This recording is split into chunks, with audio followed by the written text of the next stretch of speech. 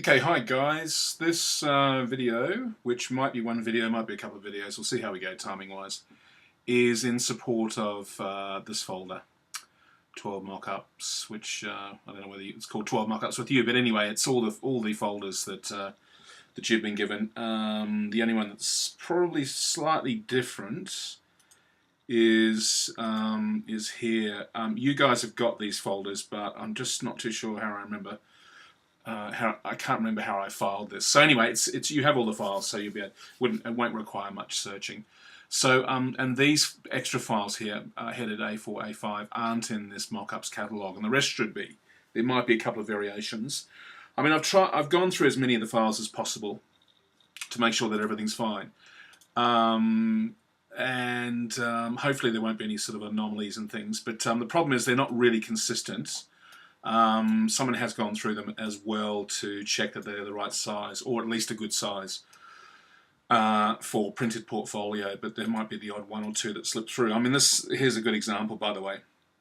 This particular one here, which is not my favourite, to be honest, which is obviously AI. It's an Illustrator file, and pretty bad. So avoid this one. Yeah, it's just really shocking. So it's pretty ugly. I mean, I just wouldn't want to put a design on any of these. So let's just avoid that one like the plague. This is just something I've set up just to show you how to mock up things. So I'll come back onto that as well. And then there's some variations on the these are a little bit better because obviously you can see it's a relatively clean line on that, and there's plenty of room to put a design on it. That's actually a photograph. That's a ghost, so you might want to use that, but probably the best one, and generally the best ones are ones which have actually got humans, real live photograph of a human being. And you know, look, to be honest with you, they're pretty easy to find on the internet. If you were to do a search for blank t-shirt model or something like that. Let's have a look. Blank t-shirt model, maybe, and then there you go. Straight away, we've got what we want. A lot of these might be stock library, and of course the other problem is size. So I'm going to search tools, size, larger than.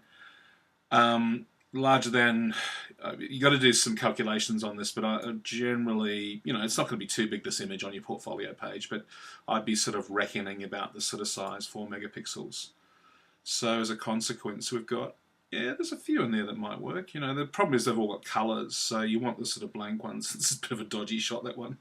But anyway, might be worth a bit of a look if you don't want to go with that standard one.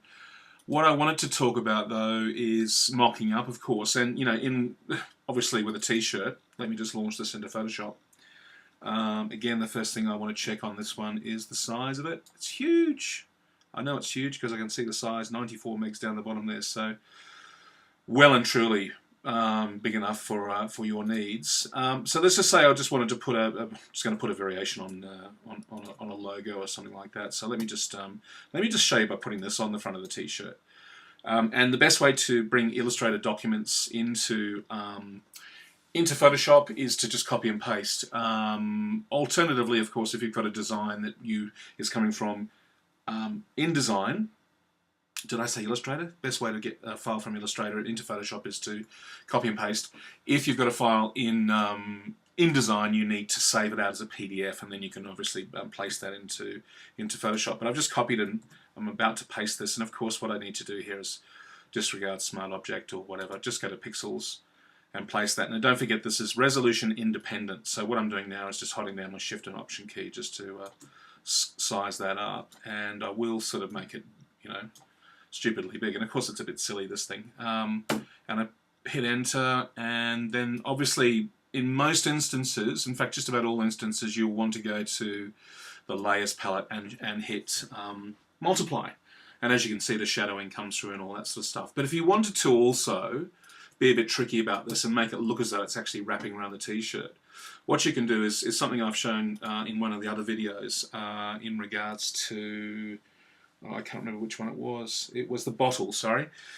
I'm hitting Command T to transform, and then I'm going straight away to warp. So with warp, what you can do with warp, of course, is make these sort of minute changes. Now, when I say minute, they're not really minute at all. And as you can see there, we're not getting a lot of, you know, I'm making that sort of distort a little bit there, and maybe I might sort of make that go up to there. And yeah, you're just simulating. You're not doing a realistic sort of how this would look on a t-shirt, but it's just kind of simulating how it might appear on a t-shirt. I might sort of pull these down a bit because obviously that's on the chest there, and then maybe just do something like that. And then, you know, I've got something which looks as though it's been stretched a little bit. There's another thing you can do, and that's something which you guys don't know about, and that's called Liquify. Now with Liquify, it's like a separate application, and what Liquify does is, as you can see there, you can, let me just show you very quickly what you can do with Liquify. If I just bring my brush size up, I'm using the same keyboard shortcuts you would use anyway with brushes in Photoshop. And as you can see there, I'm just sort of pushing and doing all sorts of crazy things, which is just going one step beyond what you can do with just transforming, free transforming. Now the thing I'm wanting to look for is a preview of the other layer, and if I remember rightly, you can't preview another layer. That's why that's coming up as a separate sort of thing.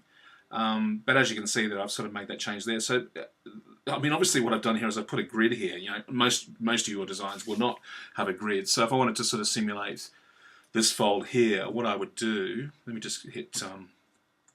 Whoops, sorry. Let me just go back to that point there. Command Option Z will go back step by step, and I can kind of see where I need that to sort of bend. So, again, I'm just going to hit Filter. Go back to Liquify.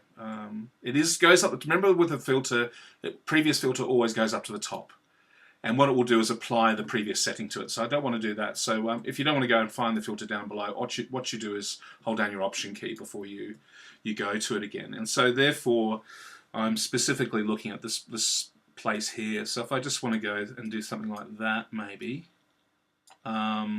simple as that. Hopefully, that will make it look as though it's going with the fold and the t-shirt. It's just missed. I've got a way around that. I'll just go and do that. Hey? Anyway, you get the idea. I mean, you don't have to go into too much crazy detail about that. Remember, people are looking at this based on the design, and if you just do a sort of very simple free transform like this and do some slight alterations, you'll be completely fine with it. So that's a t-shirt. Let me not save that.